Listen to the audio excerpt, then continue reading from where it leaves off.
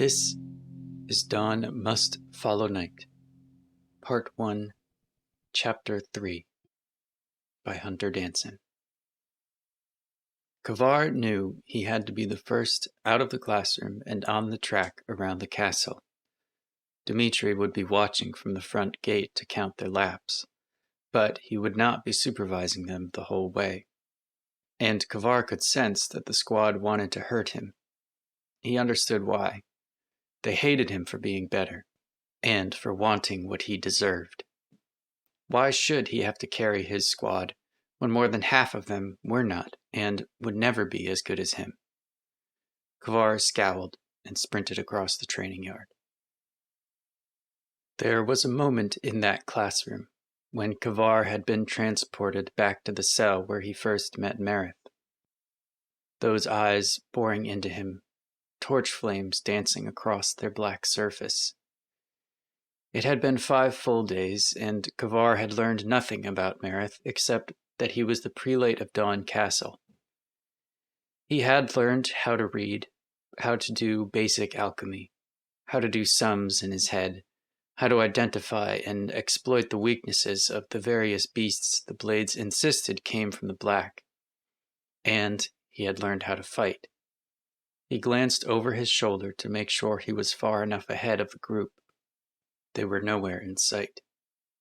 In spite of everything the blades had done for him, there remained a nagging doubt in Cavaar's mind. As the novelty of living at the castle had worn off, Cavaar began to sense that the instructors, especially Meredith, were hiding something. Every time the subject turned to the cataclysm, the joining with the black, and the convergences, both people and scrolls put on a mask. The doubt had started small and grown over the days, fed by the fact that there was a forbidden library, inaccessible to students. Cavaar's fear of Meredith had been greater than the doubt. Until now. The instructor's reply echoed through his mind. "We are keeping you in the dark." Cavaar muttered under his breath and quickened his pace. "I'm done living in the dark." He finished the first lap as fast as he could, making a show to Dmitri that he was getting tired. It would appear to the squad instructor that Cavaar had gone out too fast and would be overtaken by the group on the second lap. When he was out of the instructor's sight, he sprinted again, his feet pounding on the dirt track and kicking up motes of dust. They shone in the moonlight before they were swept away by stray steam clouds wafting from nearby hot springs. Cavaar breathed in the warm, sulphur-smelling air and slowed before he reached the side gate the second time. He pressed his back to the wall and slipped through with the quiet step of a gamine. Just as he suspected, the other instructors were drilling their squads and supervising them while they sparred. Cavaar edged out of the doorway and through the shadows around the outside of the yard. He could see Meredith watching a duel. This is it, Cavaar thought. A narrow section of moonlight separated him from the gate leading to the inner yard. He prepared to dash through it, giving a final glance at the training yard, then froze. The prelate's gaze was fixed on him. Cavaar dared not move a muscle.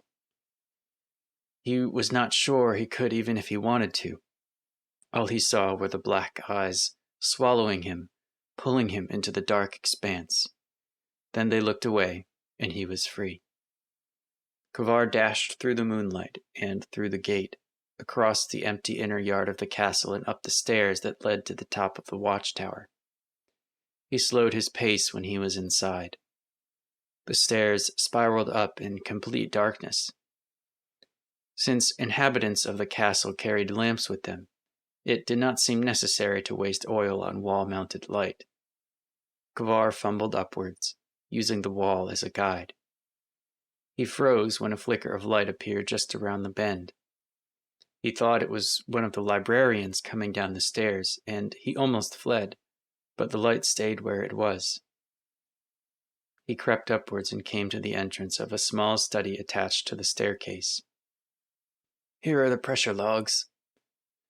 It was the voice of a young man, the apprentice being trained as a replacement for librarian Muriel. "Thank you, Albert. Hand me the chart, too." The voice of the elder. He sighed. "It matches. This is not good. The cataclysm.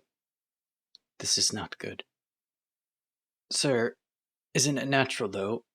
My meaning is, the cataclysm is supposed to happen roughly every century. 70 full days is within your estimated range. You were right." "I have never been so grieved to be right." "If you had lived through a cataclysm, Albert, then you would understand. We barely survived the last one, and we had over 100 full days to prepare. The children are so young." Cavaar crept closer to the doorframe. He poked his head around the corner, and there was the key, just on the inside, sitting on the table. The two librarians had their backs to him. He snatched the key like a viper, then crept as fast as he could up the rest of the stairs. Cavaar hesitated at the door to the library, but only for a moment. He slid the key into the lock and turned. It opened with a heavy click. The door swung open on oiled hinges. Cavaar stared at the rows of scrolls and leather-bound books. He smiled, enticed by the secrets hidden in their pages, then frowned. He discerned no organization or labels of any kind. Half of them didn't even have titles. He snatched an old-looking one with a dark stain on its cover and skimmed it.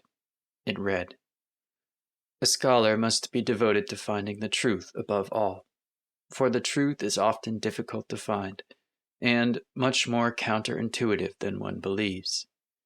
This is not to say that the truth is relative, for there are certain facts that cannot be refuted.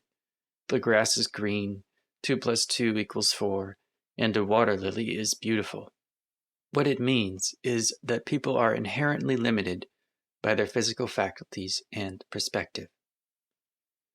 Cavaar set the scroll back, careful to make sure it looked the same as when he had taken it out. He glanced around the room to look for something else when he saw a shadow move. He spun towards the entrance, and it was all he could do to keep from screaming. Cavaar was face to face with the black eyes of Marith.